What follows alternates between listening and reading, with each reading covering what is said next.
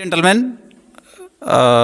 हम वापस आज फिर इकट्ठे हुए हैं अपनी ट्रेनिंग को आगे बढ़ाने के लिए। इस टीओटी बैच को फिर से एक पॉइंट और आगे एक स्टेप आगे बढ़ाने के लिए कल जितना हमने पढ़ा था उसका हम रिकैप आज कर चुके हैं और हम अब एक कदम और आगे बढ़ेंगे और अपने नए मॉड्यूल को आगे लेकर जाएंगे। तो आज का जो नया मॉड्यूल है उसका क्या नाम है? Being a trainer.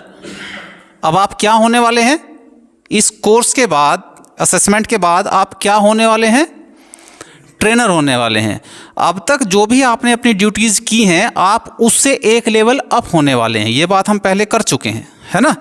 तो अब बीइंग अ ट्रेनर, एक ट्रेनर बनने के लिए या एक अच्छा ट्रेनर होने के लिए आप में क्या क्या क्वालिटीज़ होनी चाहिए, और उनमें सबसे पहली क्वालिटी है कि आप अपनी बात को कितने बेहतर तरीके से अपने स्टूडेंट्स तक, अपने पार्टिसिपेंट्स तक पहुंचा पाते हैं।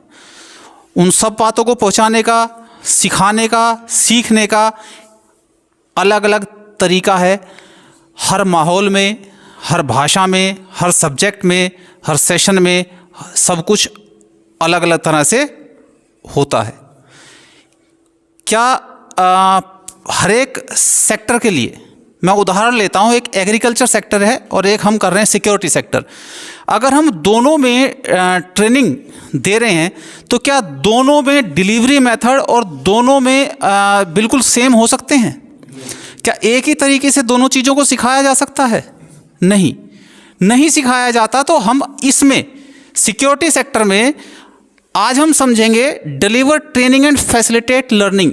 एज अ ट्रेनर आप अपनी ट्रेनिंग को कैसे डिलीवर करेंगे, मतलब आप अपनी ट्रेनिंग को कैसे एक वक्ता के तौर पर अपने स्टूडेंट्स के सामने रखेंगे, और फैसिलिटेट लर्निंग, और जो आपके सामने लर्नर्स बैठे हैं उनको कैसे फैसिलिटेट करेंगे, मतलब उनको कैसे ऐसा अपनी ट्रेनिंग को इतनी सुविधाजनक कैसे बनाएंगे कि वो आसानी से चीज़ों को समझ सकें, पढ़ सकें, याद कर सकें और उसको अपने व्यवहार में उतार सकें। क्योंकि जब तक उस चीज़ को, उस मेथड को, उस तरीके को एक ट्रेनर अपने व्यवहार में नहीं उतारेगा तब तक वो उसको अच्छे से डिलीवर नहीं कर पाएगा, दूसरों तक नहीं पहुंचा पाएगा। मेरी बात से सहमत हैं? तो ये जो हमारा मॉड्यूल है deliver training and facilitate learning, ये MEP N2602, ये कौन सा नोट्स है? MEP N2602। ये जो आपके पास QP है, आपको QP प्रोवाइड की गई है। इस QP में अगर आप देखेंगे तो ये 2602 नंबर जो NOS है उस पर ये दिया हुआ है। तो कल हम बात कर चुके हैं कि किसी भी सेशन को चलाने से पहले, किसी भी लेसन को चलाने से पहले हमारे पास क्या होना चाहिए, हमें क्या पता होना चाहिए? उसका ऑब्जेक्टिव, उद्देश्य क्या है। जिस चीज़ को हम आज पढ़ने या पढ़ाने जा रहे हैं उसका उद्देश्य क्या है, हम उसमें क्या पढ़ाने वाले हैं और हम उसमें क्या पढ़ने वाले हैं। तो आज जो ये हम MEP का नोट्स लेकर चलेंगे, deliver training and facilitate learning, इसके क्या उद्देश्य हैं मुख्य रूप से आज के लेसन में? हम इसमें सीखेंगे the difference between andragogy and pedagogy. ये दो शब्द हैं, आप लोगों ने सुने हैं कभी? नहीं सुने तो आज हम इसके बारे में डिस्कस करेंगे। एंड्रागोजी और पीडागोजी में डिफरेंस क्या है, क्या अंतर है, और हम इसको बहुत ध्यान से सीखेंगे क्योंकि ये हम किसी भी ट्रेनिंग डिलीवरी में या पठन पाठन में ये बहुत अहम भूमिका निभाता है। उसके बाद में आज हम सीखेंगे difference between teacher centred learning and student centred learning, यानी अध्यापक को केंद्र में रखते हुए सीखना सिखाना और स्टूडेंट्स को केंद्र में रखते हुए सीखना सिखाना, इन दोनों में क्या अंतर है? क्लियर है ना? फिर से वही जो हमने कल किया था, जब हम इसको पढ़ना शुरू करते हैं तो एक सवाल जहन में उठता है हर चीज़ को करने से पहले, और जब तक ये सवाल हमारे जहन में, हमारे मन में नहीं आएगा, तब तक हम शायद उस चीज़ को बेहतर तरीके से समझ नहीं पाएंगे। सवाल क्या है? WIIFM, इसमें आप दिख रहा होगा WIIFM, what is in it for me. जो मैं पढ़ने जा रहा हूं इसमें मेरे लिए क्या है। हम किसी भी काम को करें, किसी भी काम को, छोटे से छोटे काम को अगर हम करते हैं और अगर हमें उसमें ये ना पता हो कि इसमें मेरे लिए क्या है, तो उसमें क्या कभी आपका इंटरेस्ट जगेगा? नहीं जगेगा। और जब तक इंटरेस्ट नहीं जगेगा तब तक उस काम को मन से, लगन के साथ हम कर पाएंगे? नहीं कर पाएंगे। तो हर चीज़ में एज अ ट्रेनर, आप ट्रेनर बनने वाले हैं, तो मैं आपको हर सेशन से पहले ये स्लाइड्स देता रहूँगा, ये वाली स्लाइड देता रहूँगा, ताकि आप लोगों को याद रहे। जब आप एज अ ट्रेनर अपनी ट्रेनिंग डिलीवर करें तो आप अपने स्टूडेंट्स को ये बताएं कि उसमें उनके लिए क्या है। यदि आप ये चीज़ समझाने में सफल होते हैं कि उस सेशन में, उस चैप्टर में, उस दिन की स्लाइड में उनके लिए क्या है, उनको क्या लाभ मिलने वाला है, वो क्या सीखने वाले हैं, अगर आप ये चीज़ समझाने में सफल होते हैं तो कहीं ना कहीं आप उस सेशन में, उस लेसन में उनका इंटरेस्ट क्रिएट करने में सफल होंगे। और अगर उनका इंटरेस्ट क्रिएट करने में आप सफल होंगे तो बेहतर तरीके से सीखना और सिखाने का प्रोसेस आगे बढ़ेगा। तो what is in it for me, ये हमेशा हर सेशन से, हर लेसन से, हर क्लास से पहले आपको याद रखना है, what is in it for me.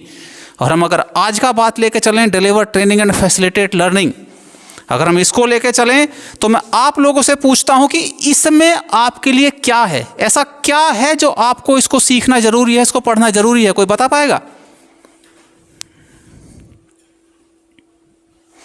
हमने अभी इस स्लाइड से जस्ट पहले बात की है कि इसमें आपके लिए क्या है।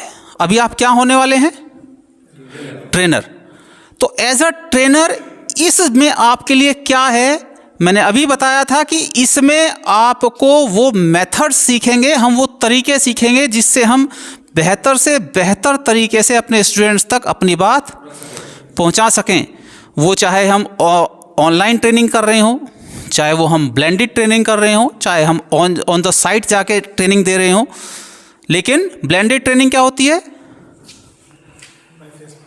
ब्लेंडेड ट्रेनिंग होती है मिली जुली ट्रेनिंग, जिसमें इंस्ट्रक्टर लेड ट्रेनिंग जो हमारी चल रही है कि मैं आपको पढ़ा रहा हूँ, आप पढ़ रहे हैं, एक दूसरे के आमने सामने हैं, प्लस इसमें हम सोशल मीडिया का और दूसरी चीज़ों का भी सहारा लेते हैं, वो ब्लेंडेड ट्रेनिंग कहलाती है ना।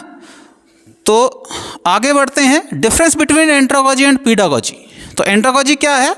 The understanding of the terms oblique material and practice of adult learning, यानी पढ़ने पढ़ाने का, पठन पाठन का और सीखने का, और उस सीखे हुए तरीकों को प्रैक्टिस में लाने का वो तरीका जहां वयस्कों की पढ़ाई शामिल हो, जहां वयस्क पढ़ रहे हो और पढ़ा रहे हो, उसको क्या कहते हैं?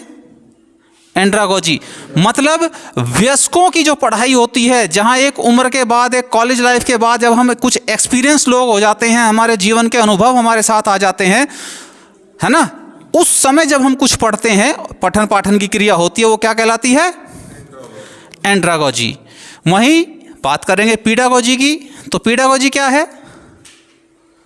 इसका जस्ट अपोजिट है, कंट्रास्ट है। जहां ये पठन पाठन की क्रिया बच्चों में हो, बच्चों की हो, वो क्या कहलाती है? पीडागोजी। दोनों में डिफरेंस समझते हैं? एक उदाहरण पर लेते हैं। एक बच्चा स्कूल में पढ़ता है, गलती से उसके टीचर ने कह दिया the sun rises in the west, सूर्य पश्चिम में उगता है। वो टीचर ने कह दिया, वो गलती से मुंह से निकल गया, वो भी इंसान था, निकल गया मुंह से, बच्चे ने सुन लिया।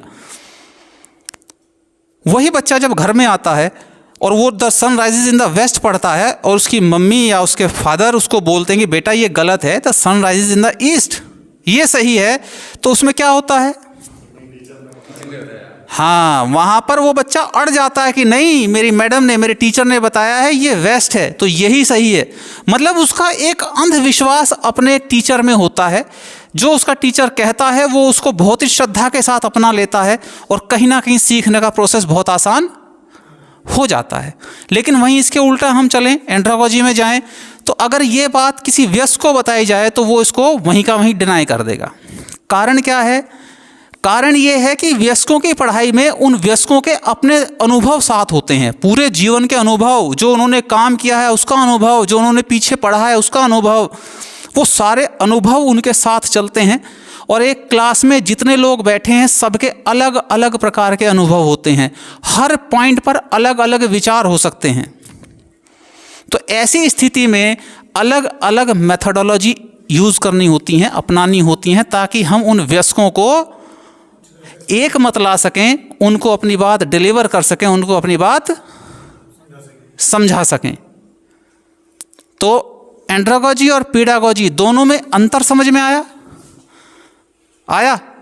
तो मैं आप लोगों से पूछना चाहूँगा कि एंड्रोगॉजी और पीडागॉजी दोनों जो ये मेथडोलॉजी हैं, इनमें किस मेथडोलॉजी को आप आसान समझते हैं कि ये आसान है? पीडागॉजी आसान है। क्यों? बच्चे उसमें कोई हमारे बात का आपको जवाब नहीं देंगे, ना पूछेंगे, सवाल क्वेश्चन करेंगे कि ये गलत है सही है, उसको सीधे घर जाके लेकिन जो वेस्ट होंगे उनको हमें फैसला करना पड़ेगा कि जी ये ऐसे कैसे हो गया, इस तरह से बहुत सारे सवाल करेंगे हमसे। हाँ, मतलब कहीं ना कहीं अगर हम दूसरे शब्दों में कहें तो आप ये समझ लो कि बच्चे का जो दिमाग है वो एक खाली गिलास है जिसमें आप पूरा पानी भर सकते हैं, लेकिन वयस्क का जो दिमाग है वो गिलास है जिसमें उसके विचारों के विचार रूप पानी भरा हुआ है। आपको उस विचारों को थोड़ा खाली करना होगा, कहीं उनको एक बर्फ़ की तरह थोड़ा कंसंट्रेट करना होगा और उसमें वो जगह बनानी होगी कि ताकि आप आज के जो सही चीज़ें हैं, जो सही विचार हैं, जो सही अनुभव हैं, उन तक वो पहुंचा सकें, आप उनको सहमत कर सकें। क्लियर है? कोई सवाल है? यहाँ तक क्लियर है सभी को? बहुत बढ़िया, आगे चलते हैं। Difference between teacher centre training and student centre training. मैंने बताया किसी मतलब टीचर को, किसी अध्यापक को केंद्र में रखकर एक मेथडोलॉजी तैयार करना, अध्यापक की अपनी मेथडोलॉजी है। स्टूडेंट सेंटर लर्निंग यानी जो स्टूडेंट्स बैठे हैं उनको केंद्र में रख के एक मेथडोलॉजी तैयार करना, एक पढ़ाने पठन पाठन का तरीका तैयार करना या होना। दोनों में क्या अंतर है? कुछ एक डिफरेंसेस मैंने आपके स्क्रीन पर यहाँ सामने दिए हैं। हम टीचर सेंटर्ड में लें तो इसमें लिखा है, हमने दिया है इंस्ट्रक्टर इवैल्यूएट्स स्टूडेंट लर्निंग। इंस्ट्रक्टर जो सामने खड़ा है वो पढ़ा रहा है और सवाल जवाबों से, जो वो बीच बीच में आप लोगों से सवाल कुछ पूछ रहा है और जो आप लोग समझ पा रहे हैं, जो आप लोग रिएक्शंस दे रहे हैं, वो उनसे इवैल्यूएट कर रहा है कि आप कितना समझ पा रहे हैं, आप कितना पढ़ पा रहे हैं। वहीं इसके विपरीत स्टूडेंट लर्निंग में जाएं, लर्नर्स सेंटर ट्रेनिंग में जाएं, तो students evaluate their own learning, instructor also evaluates. इसमें स्टूडेंट्स अपनी लर्निंग को खुद इवैल्यूएट करते हैं, वो अपनी लर्निंग को खुद जांचते हैं कि वो कितना समझ पा रहे हैं। वो एक दूसरे से डिस्कस करते हैं पॉइंट्स को, है ना, एक दूसरे से सवाल करते हैं, टीचर से सवाल करते हैं, वो खुद इवैल्यूएट करते हैं अपने तजुर्बों पर और टीचर की कही बात पर कि वो कितना उसको समझ पा रहे हैं। और साथ में वो सिर्फ वही इवैल्यूएट नहीं करते, साथ में इंस्ट्रक्टर भी इवैल्यूएट करता है। यानी इस पठन पाठन की प्रक्रिया में सवाल जवाब साथ साथ चलते रहते हैं, है ना, और एक दूसरे को समझना आसान रहता है। दूसरा है classroom is quite, instructor talks and students listen. यानी जब हम टीचर सेंटर ट्रेनिंग लेते हैं तो इस मेथडोलॉजी में अक्सर होता है कि वो क्लासरूम शांत होता है। टीचर ने कहा, स्टूडेंट्स ने सुन लिया, है ना, तो इसमें कहीं भी कुछ ज़्यादा शोर शराबा, डिस्कशंस नहीं होते। वहीं दूसरी तरफ जब लर्नर सेंटर ट्रेनिंग होती है तो ये क्लासरूम अक्सर थोड़ा शोर शराबे वाली होती है, बिजी होती है, क्योंकि इसमें एक दूसरे को समझाने का, पूछने का कार्य चलता रहता है। अगला है student instructor monitors and corrects every students utterance. वहाँ दूसरी तरफ दूसरा है student talks without construct instructor monitoring, यानी कि यहाँ पर पहले वाले में इंस्ट्रक्टर हर स्टूडेंट्स की मतलब उसको उसकी क्यूरोसिटी का, उसके सवालों का जवाब देता है। वहीं दूसरी तरफ स्टूडेंट्स बिना किसी मॉनिटरिंग के, यानी कोई विशेष मॉनिटरिंग के, एक दूसरे से सवाल जवाब करते हैं, टीचर से सवाल जवाब करते हैं और एक इंटरैक्टिव सेशन इन सब के बीच में चलता रहता है। इंस्ट्रक्टर चूज टॉपिक्स, उस दिन क्या पढ़ाना है इंस्ट्रक्टर टॉपिक चूज करता है। लेकिन वहीं दूसरी तरफ अगर हम लें तो स्टूडेंट्स के जो टॉपिक चूज किया गया उसके साथ साथ स्टूडेंट्स के अपने भी कुछ टॉपिक्स उसमें हो सकते हैं, है ना। उधर students work alone, teacher centred में टीचर ने काम दिया, स्टूडेंट ने अपना काम किया, आगे पुटअप किया या वो डिस्कस हुआ। वहीं दूसरी तरफ होता है क्या है कि स्टूडेंट्स पेयर्स में, ग्रुप्स में काम करते हैं, एक दूसरे के साथ डिस्कशंस करते हैं, ग्रुप फॉर्मिंग्स होती हैं, है ना। हम आगे इसमें प्रैक्टिकल करेंगे तो इन चीज़ों को और ज़्यादा डिटेल में हम जब प्रैक्टिकल करेंगे तो समझेंगे। यानी इसमें स्टूडेंट अकेला भी मेहनत करता है प्लस ग्रुप डिस्कशंस भी चलते हैं, है ना। तो ये जो हम अभी पढ़ रहे हैं तो ये है teacher centre training and learner centre training. Clear है।